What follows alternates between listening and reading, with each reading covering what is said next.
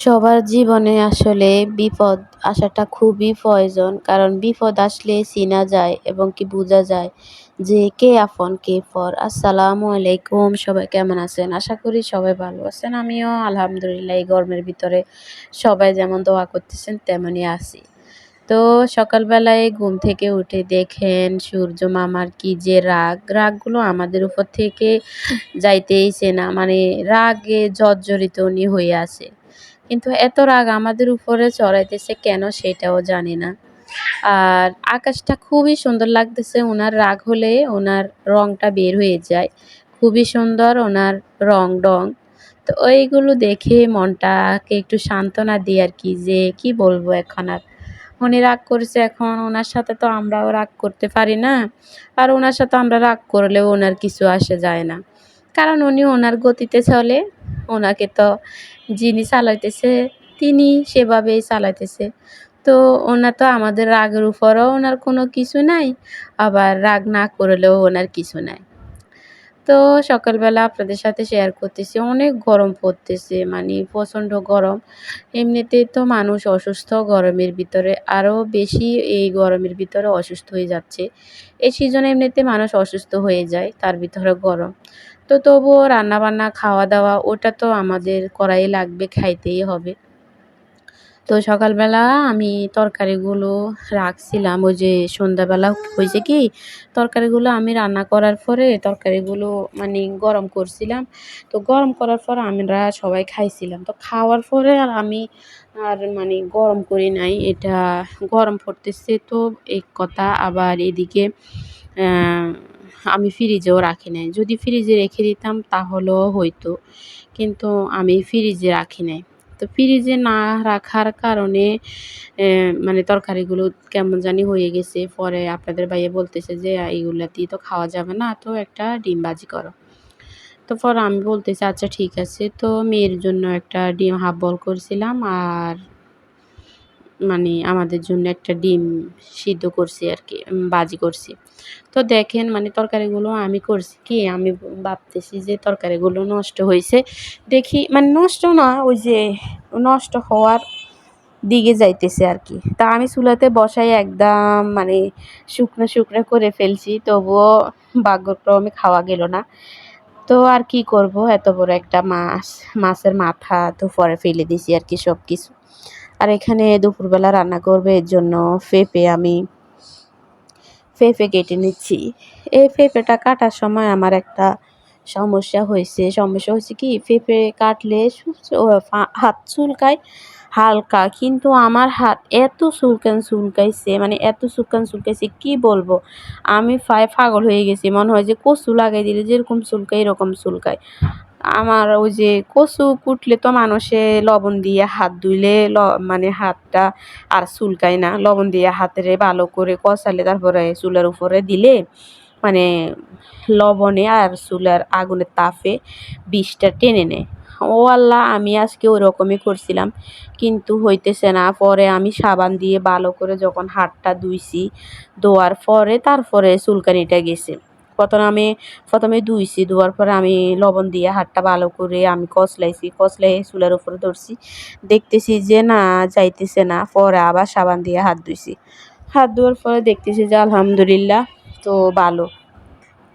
তো আমি এখানে কেটে নিছি, পেঁপে কেটে নিছি। পেঁপেগুলো আমি ডাল দিয়ে রান্না করব। হেলন ডাল দিয়ে। আপনাদের ওইদিকে কি বলে জানি না, অনেকজনে ফেলন ডাইল বলে। আমাদের নোয়াখালীর ভাষায় আমরা হেলন ডাইল বলি আরকি। তো হেলন ডাইলটা আম রান্না করার জন্য মানে আজকে মন চাইছে যে পেঁপে দিয়ে রান্না করি। কারণ মশারির ডাইলটা শেষ হয়ে গেছে আরকি। তো মশারির ডাল শেষ হওয়ার কারণে আমি আজকে আপনাদের ভাইয়াকে বলছি যে ফেলন ডাইল দিয়ে রান্না করব। তো পরে ও বলতেছে, "আচ্ছা ঠিক আছে ফেলন দিয়ে রান্না করো।" তো আমি আর আমাদের ঘরে একটা সুরমা মাছ ছিল। তো সুরমা মাছ আপনাদের ভাইয়া যে আনছে, ওই সুরমা মাছটা রান্না করব। কারণ আপনাদের ভাইয়া তো সুরমা মাছ অনেক পছন্দ করে। তো আমি ওইদিকেই কাজ করতেছি। আর ওটা ভিজিয়ে রাখছি। এখানে কাঁচামরিচ আমি শুধু পেঁপের সাথেই দিব। আমি মাছের সাথে দিব না। এর জন্য কমিয়ে নিছি আরকি। যে মানে কমিয়ে নিছি বলতেছে যে আপনাদের ভাইয়া যে জাল যেন না হয়। এই আর কি আমি এখন এগুলা কেটে নিচ্ছি আর এখানে ফেলন ডাইলগুলো আমি ভেজে নিতেছি। আর আপনাদের সাথে অন্য একটা রেসিপি শেয়ার করব আজকে, কারণ অনেক দিন হয়েছে এগুলা শীতের দিনে বেশি খাওয়া হয়, গরমকালে তো এগুলা পাওয়াই যায় না, তো আমি ফ্রিজে রাখছি এর জন্য আর কি। আসলে বিপদে পড়লে, যখন আপনি বিপদে পড়বেন তখন আপনি বন্ধু বান্ধব বলেন, আত্মীয় স্বজন, মা বাপ বলেন, ভাই বোন বলেন, সবাইকে আপনি চিনতে পারবেন। বিপদে আপনার সুসময় সবাই আপনার খবর নিবে, সুসময়ে আপনার জন্য সবাই বাহবা দিবে, যে বলবে যে না আমার ছেলে এই, আমার ছেলে এই, আমার ভাই এই, আমার ভাই ওই, হ্যাঁ না আমার ভাই খুব ভালো। সবার জন্য করে, সব কিছু করে। আর যখনই আপনি বিপদে পড়বেন তখনই দেখবেন যে আপনার পাশে আপনার মা বাপ বলেন কি, ভাই বোন বলেন কি, কেউ থাকবে না। আমি অনেকবারই দেখছি এরকম, বিপদে পড়ার পর আমি দেখছি, আমি কখনোই, একটা সত্য কথা কি, আমি কখনোই আমার শ্বশুর বাড়ির কাউকে আমার পাশে পাই নাই, কখনোই না। ওদেরকে আমি কখনোই ফাঁসে পাই নাই। সবসময় ওদেরকে আমি দেখছি।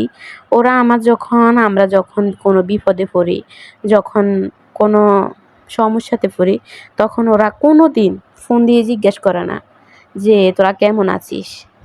আমি অসুস্থ হয়েছি করোনার সময়, হয়তোবা আমি তখন মারা গেলে আজকে ৪-৫ বছর আমার হয়ে যেত।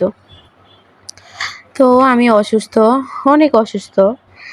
আপনাদের ভাইয়া হয় কি, আপনাদের ভাইয়া নিজে থেকে সবাইকে ফোন দিয়ে বলে যে এর এই সমস্যা না, কিংবা আমার এই সমস্যা। কিন্তু তবুও দিন শেষে আমার শ্বশুরবাড়ি থেকে আমার ননদ বলেন, ননাস বলেন, ভাসুর বলেন, দেবর বলেন, শ্বশুর শাশুড়ি বলেন, কেউ ফোন দিয়ে জিজ্ঞেস করবে না যে এই মেয়েটা কি মরে গেছে নাকি বেঁচে আছে। আমি আমার ননাসকন কারো কিছু হলে আমি সারা রাত্রে ফোন দিই, সবার খবর নিই, সবাই কেমন আছিস, আমি সবার খবর নিই, সবার কথা জিজ্ঞেস করি। যেই হোক, যেই হোক, তাদের কথা আমি জিজ্ঞেস করি যে কেমন আছে, এখন শরীরের কি অবস্থা, কি করতেছে। কিন্তু আমি অসুস্থ হলে না, কিংবা আপনাদের ভাইয়া, আমি না শুধু, আপনাদের ভাইয়া অসুস্থ হলেও আমার শ্বশুর বাড়ি থেকে কেউ ফোন দিয়ে জিজ্ঞেস করে না। কিন্তু হ্যাঁ, এখন আপনারা হয়তো বলবেন যে আপনাদের সাথে ওদের বন্ডিংটা হয়তো ভালো না। না, সব কিছু ঠিক আছে ওদের সাথে আমাদের বন্ডিং। আমি জুদে না, আমি বাড়িতে একসাথে, কিন্তু এখানে আপনাদের ভাইয়ের কাছে থাকি আর কি। কিন্তু আমি বাড়িতে গেলে আমরা একসাথে খাওয়া লওয়া, তারপরে আপনাদের ভাইয়া প্রতি মাসে ওদের টাকা পাঠায় দেয়। এত কষ্ট থাকি, তারপরেও আপনাদের ভাইয়া বেতন পাওয়ার সাথে সাথে আগেই থেকেই ও মানে দেনা-পানা সবকিছু হিসাব করে রাখে। তো হিসাব করে রাখার পরে হয় কি, তো আপনাদের ভাইয়া সব টাকা পয়সা সবখানে হিসাব করার পরে যে বাড়িতে কত টাকা দিতে পারবে ওটা আগে হিসাব করে। যে আগে আমি বাড়িতে কত টাকা দিব।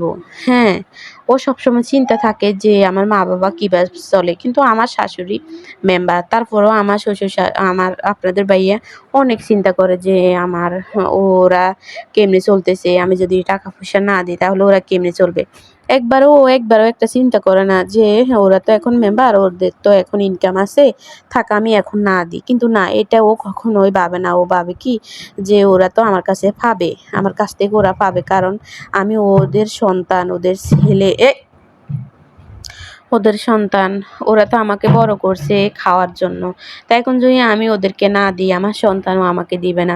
সবসময় আপনাদের ভাইয়া এটাই চিন্তা করে যে আমি যদি এখন ওদের সাথে বেয়াদবি করি, তখন আমার সন্তানও আমার সাথে বেয়াদবি করবে।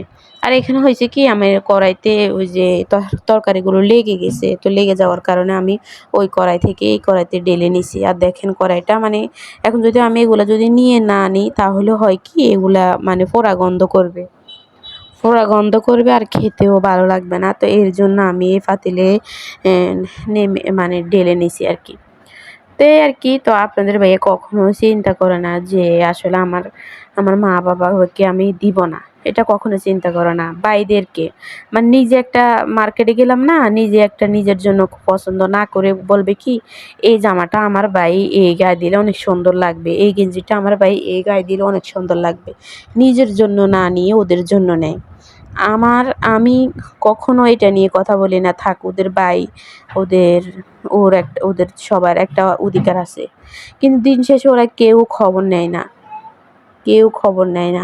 সবাই সবাইকে নিয়ে ব্যস্ত। আপনাদের ভাই অসুস্থ হয়ে মানে বিছানাতে পড়ে গেছে। আমার শ্বশুর-শাশুড়িকে জানাবার পরেও কোনোদিন ফোন দিয়ে জিজ্ঞেস করে না যে আমার ছেলেটা কেমন আছে। এমন একটা পরিস্থিতি। আসলে সংসারের জন্য যে বেশি করে তার কথা কারো মনে থাকে না। দিন শেষে সবাই কি কয়, "ওই ছেলেটা কি করে? হে কি করে? হে ফোন দেয় না কা?" তখন এগুলাই শোনা হয়।